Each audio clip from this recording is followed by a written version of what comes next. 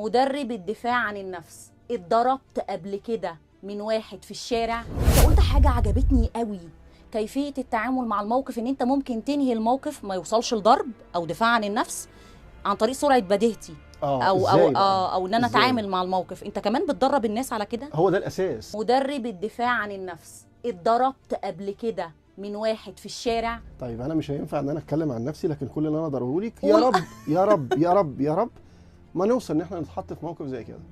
ما حصلش؟ ايه؟ ما حصلش؟ لا. يعني ما اتضربتش يا مينا؟ انا حاسك انك متضايقه. انا حاسس ان حاجه مضايقاكي.